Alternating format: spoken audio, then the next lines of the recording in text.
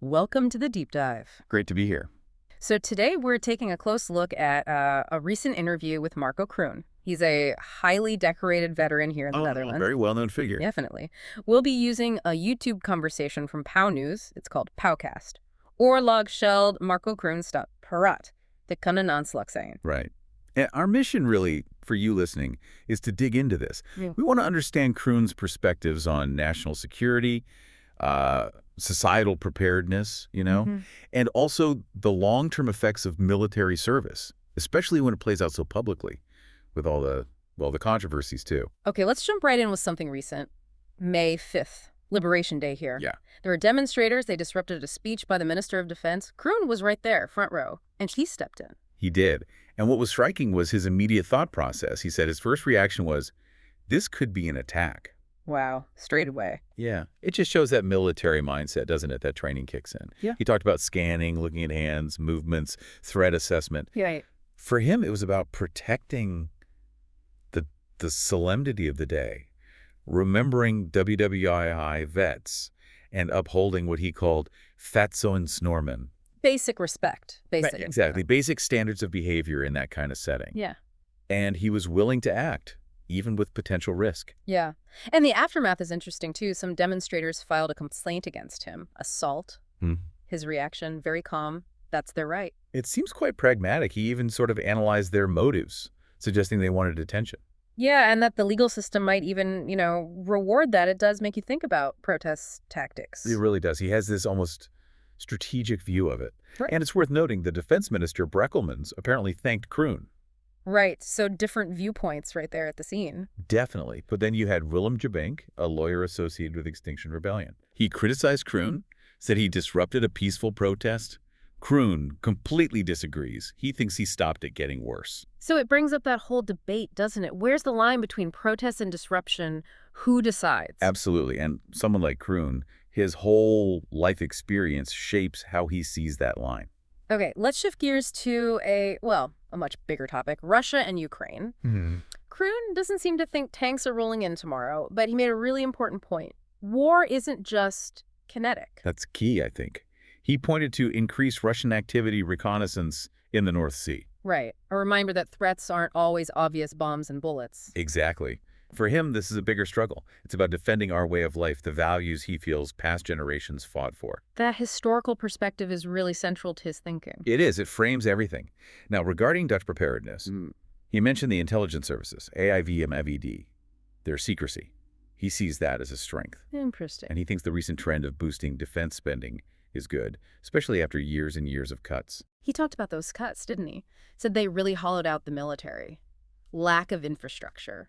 Yeah, he put a lot down to the military's mindset, their ability to push through despite limitations. But he also stressed citizen preparedness, people needing to be more self-reliant if systems go down, like power outages. He drew parallels with other places. It makes you think about our own dependencies, for sure. Totally. And that idea of mindset, again, he sees it as broader societal resilience, mental toughness. He even linked it to how young people coped with COVID restrictions. That's a fascinating connection. Yeah, dealing with the unexpected. He also briefly mentioned the Warsaw Fire, the unconfirmed Russian link, brought up NATO's Article 5. The collective defense part. Right. If one member is attacked, others help. Now, there are definitely people who are skeptical about the whole Russia threat narrative. Figures like Thierry Baudet, his voters. They call it scaremongering.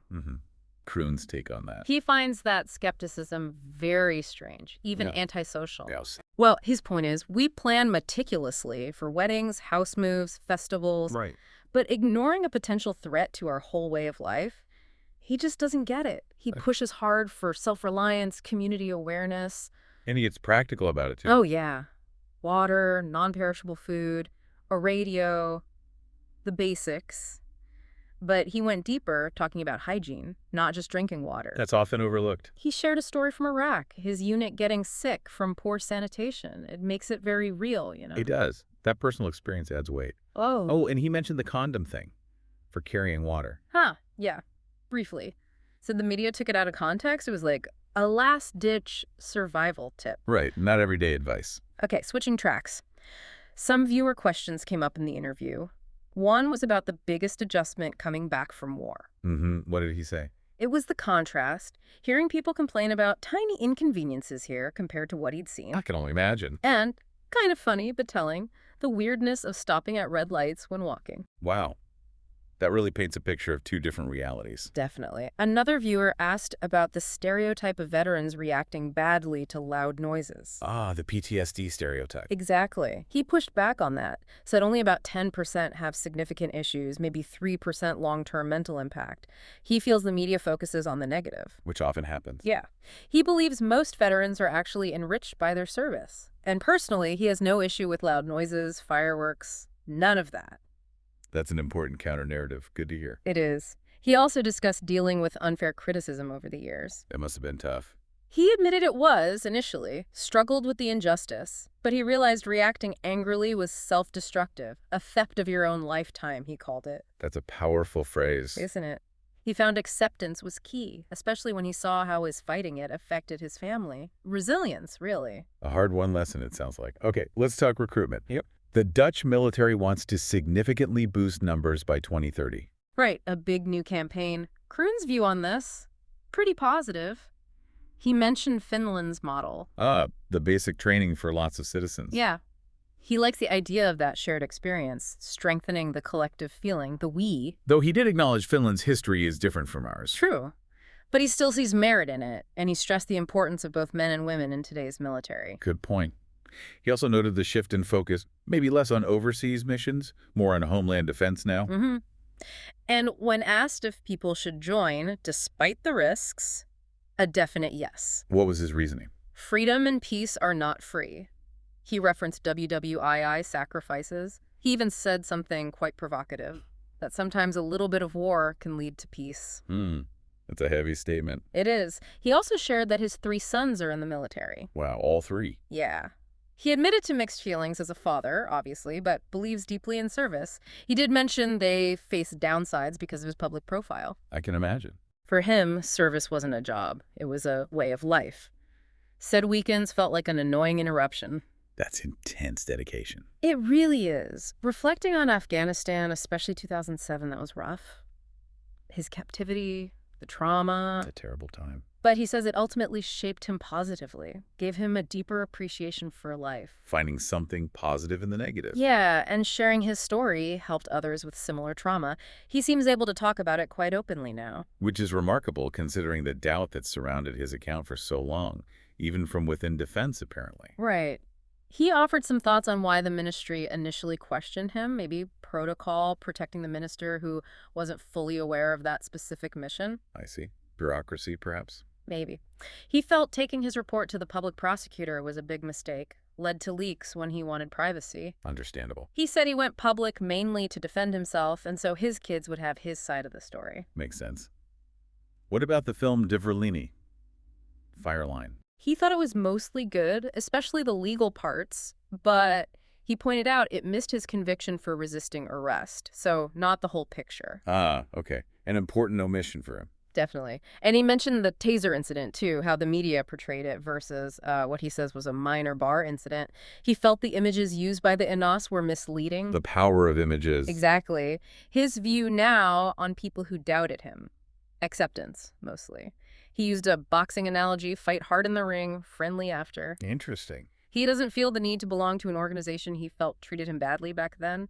But his loyalty, it's to the people on the ground now. He's okay with current leadership. So he differentiates between the institution at that time and the people serving. Seems so. He even mentioned his relationship with former minister Hennis Plasschaert, once strained, is better now.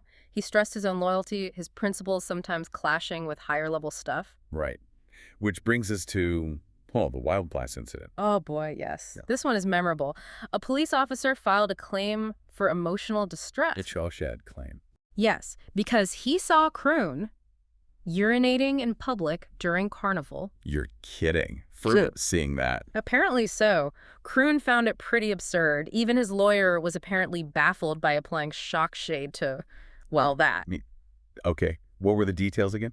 He was recognized while relieving himself.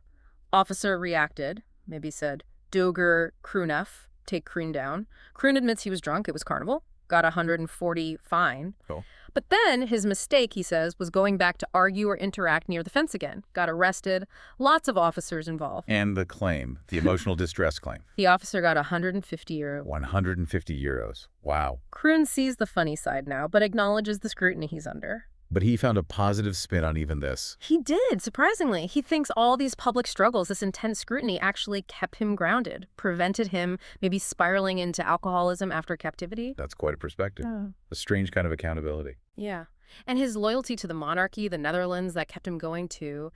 He shared something quite personal the day he was knighted. He was actually intoxicated, felt ashamed later, but his commitment to bleed Entro policy and loyalty held. There was a secret he was keeping then, adding strain. Wow. That adds another layer. He feels these struggles help him connect with other veterans now. He can offer real, sometimes tough empathy because he's been through deep struggles himself. That makes a lot of sense, turning pain into purpose. Exactly.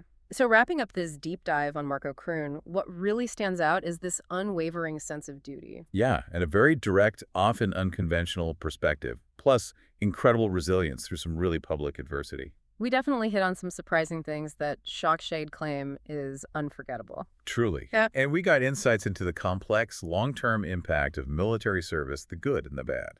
And for you listening, we hope this makes you think a bit about personal preparedness, maybe societal resilience, and, the sacrifices involved in service. Definitely. And maybe a final thought to leave you with. Consider that balance between individual freedoms, national security, and how public figures like Kroon shape these vital conversations. Is the shock we sometimes feel hearing these stories actually revealing something about ourselves, about our society? Something to chew on. Thanks for joining us on The Deep Dive. Thank you.